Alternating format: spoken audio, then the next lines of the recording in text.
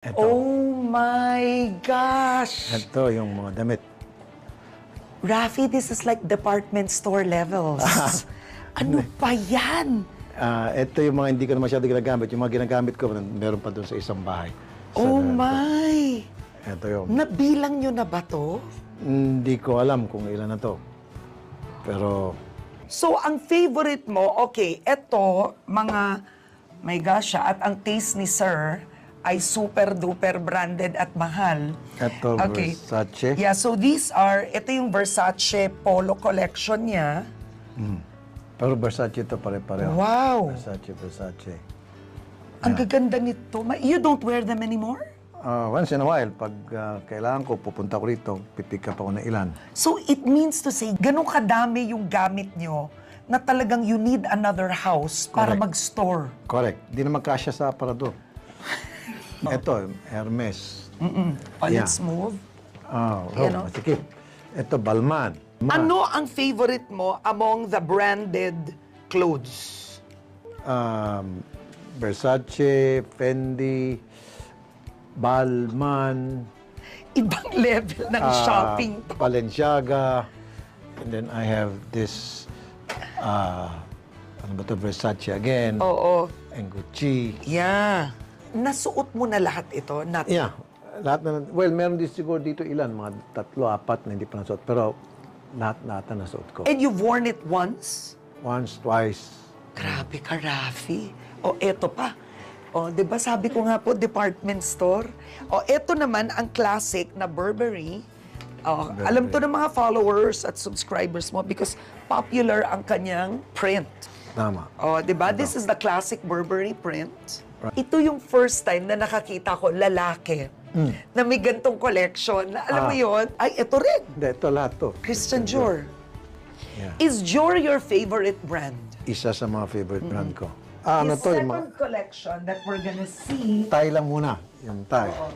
Pasok. Oh This is, my gosh, Rafi. ito yung mga Hermes.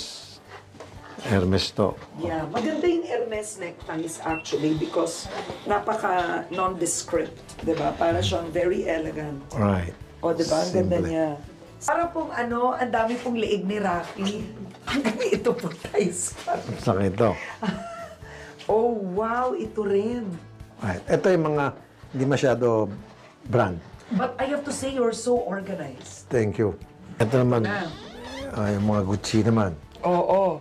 Now we are going to his.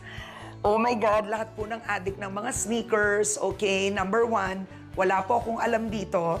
I'm not a sneaker or shoe collector, pero this is like department store levels. Ito yung mga shoes. Rafi, this is insane. Oh my gosh. Okay, where do we start? Ito yung mga Balenciaga. So, nauso yung ganito that it's medyo Bigfoot effect. Bagay sa akin to kasi pa yung pa ako eh. Ang galing nito ha. I like this. Oh. Parang Look sa at this. military. Yeah. Okay, pero ito, I don't believe na suot mo na lahat ito. Nasuot ko lahat yan. May dumi.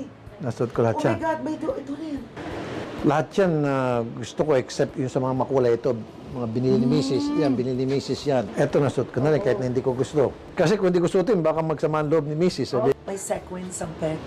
ayan, Oo. it is a special fare. Because? Medyo may presyo ng konti. Sinuot ko na yan once. Ito, Dolce Gabbana. Oo. Oh, with D&G, ano yung favorite mo dito? Ito, Wow! You like na may shiny. yeah, tapos magaan. Magaan to. Magaan. Actually nga magaan siya. Yeah. Yan yung limited edition ata. Limited edition. Pag ganito, do you wear it? Or you don't?